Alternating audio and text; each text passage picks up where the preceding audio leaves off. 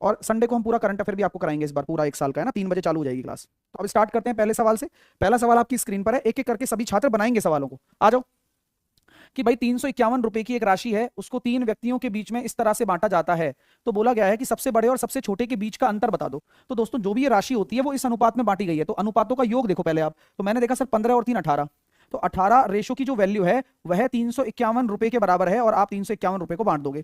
आपसे फिर पूछा जाता है कि सबसे बड़े और सबसे छोटे का अंतर। तो सबसे बड़ा तो आपका 11 है और सबसे छोटा आपका कितना है, 3 है यहाँ पर। तो इनका जो अंतर है 8 अनुपात आ रहा है। तो आपको एक अनुपात की वैल्यू बात करूं तो 351/18, और आपको आंसर देना है 8 अनुपात। सबसे बड़े और सबसे छोटे का रेशो कितना है, 8 रेशो। तो 8 से आप मल्टीप्लाई करेंगे, 8 से आप मल्टीप्लाई करेंगे तो आंसर देखो कितना आ जाएगा आप लोगों का। 4 से हमने काटा, 2 से हमने काटा इसको 9, 2 से हमने काटा इसको 4 बार, 2 से हमने काटा इसको 9 टाइम्स, और 9 तिया 27 और 9 नाम 81। ठीक है ना, 27 और बचा कितना अपने पास, हाँ 81। ठीक है, 39 × 4 आपका राइट आंसर आ जाएगा 156। तो आप लोगों का भी सही जवाब इस सवाल का तो आ गया होगा। तो ये पहली स्टेज है कि डिस्ट्रीब्यूशन का सवाल पहला इस तरह का बनता है जो कि आपको परेशान कर सकता है पेपर में, और यहाँ छोटी छोटी मिस्टेक्स हो सकती हैं आपसे। अगला सवाल आपकी स्क्रीन पर फिर से मैंने दिया है, इसको भी जामा पहना दो फटाफट से। तो आप फिर से यहाँ देखेंगे कि एक कोई भी पैसा होगा, ए बी सी के बीच में आपने बांट दिया इस रेशो में। अब सी का हिस्सा बी के हिस्से से 300 रुपये अधिक है। अब ये ऑलरेडी मेंशन कर दिया गया है कि सी का हिस्सा बी के हिस्से से 300 अधिक है। तो यहां हम ये कह सकते हैं सी का हिस्सा बी के हिस्से से, तो बी के हिस्से से जो अधिक है अनुपात में वो 3 रेशो है और वह 300 के बराबर है। तो एक रेशो की वैल्यू कितनी हो जाएगी, 100 के बराबर हो जाएगी। तो क्वेश्चन ने कहा है कि ए को बी से कितना ज्यादा मिलेगा। तो ए को बी से कितना ज्यादा मिलेगा, एक रेशो यानी कि 100 रुपया। एक रेशो यानी कि 100 रुपया मिलेगा। कितना रुपया ज्यादा मिलेगा, 100 रुपया ज्यादा मिलेगा। आसानी से आप आंसर दे सकते थे कि देखो एक रेशो ज्यादा मिलेगा 100 रुपया। अगला सवाल आपकी स्क्रीन पर कुछ इस तरह का बन सकता है, जहां पर रेशो डायरेक्टली गिवन नहीं होगा, वो आपको बनाना पड़ेगा। तो बनाते हैं चलिए। हाँ, अगला टाइप ये है कि यहां रेशो डायरेक्टली गिवन नहीं होगा। यहां पर देखो ऐसा दिया होगा एक्स का वाई से अनुपात और वाई का जेड से अनुपात।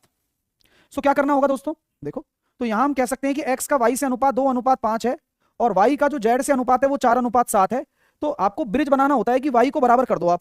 अब जैसे ही y को बराबर करोगे, इधर 4 का मल्टीप्लाई करना है, इधर 5 का मल्टीप्लाई करना है, और जैसे ही आपने y को बराबर किया तो x, y और z का क्या रेशो आ गया, देखो 8:20:35। किसी को कोई समस्या तो नहीं है, किसी को कोई परेशानी तो नहीं है।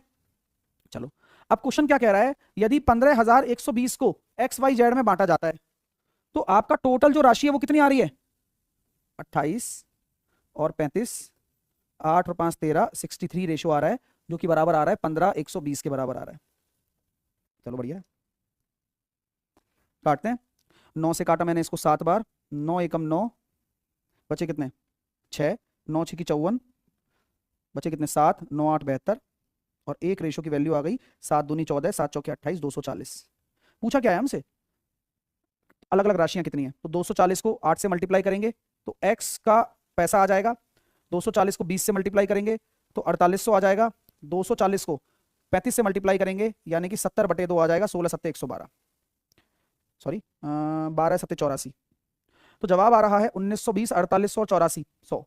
यानी कि ए ऑप्शन आपका सही आंसर होगा, जिसका आप जवाब दे सकते हैं। ए आपका सही आंसर है। क्या आप लोगों ने निकाल दिया, सही तरीके से कर लिया, और इस तरह के टाइप को भी समझ, इस तरह के भी टाइप को भी समझ लिया। एक बार यस या नो में जवाब दे दीजिए, सब फटाफट से दे दीजिए। अब अगला सवाल देखिए, 651 को ए बी सी में बांटा जाता है। अब इस तरह की लैंग्वेज में भी आपको डिस्ट्रीब्यूशन का सवाल मिल जाता है कि ए के हिस्से का दुगना बी के हिस्से का 3 गुना और सी के हिस्से का 5 गुना बराबर है। यानी कि ए के हिस्से का दुगना बी के हिस्से का 3 गुना और सी के हिस्से का 5 गुना बराबर है। तो बराबर है, तो आप ये मुझे बताओ कि जो इनके कोफिशिएंट हैं उनका एलसीएम कितना हो जाएगा, 30 हो जाएगा क्या। आप इनका एलसीएम लेते हैं तब आपको सही रेशो निकल कर आता है, वरना आप रेशो सही निकाल ही नहीं पाएंगे। पहले सही रेशो तो बदलिए, तभी तो बांटना शुरू करोगे। तो 2 का भाग देंगे 15 रेशो, 3 का भाग देंगे आपका 10 आ जाएगा, 5 का भाग देंगे आपका 6 आ जाएगा। ये सही रेशो है, ये तो कोफिशिएंट होता है। कोफिशिएंट को सही रेशो में बदलने के लिए आपको लेस पे लेना पड़ता है, एलसीएम लेना पड़ता है कोफिशिएंट का, और फिर जो आता है वो रेशो सही होता है। अब आप यहां देखेंगे कितना आ गया, 31 रेशो बराबर 651, 31 रेशो बराबर 651। 31 का पाड़ा बोलेंगे, 31 दूनी 62 बचे 3, 31 एकम 31, एक रेशो बराबर 21 रुपया। तो सी का हिस्सा पूछा गया है, 21 × 6 हो जाएगा, 126 आंसर आ गया। भाई किसी को कोई दिक्कत नहीं होनी चाहिए, कोई प्रॉब्लम नहीं होनी चाहिए। कर पा रहे हो, इस तरह का टाइप भी आपके पेपर में आपको देखने को मिलेगा, तो आपको सवाल बनाना पड़ेगा।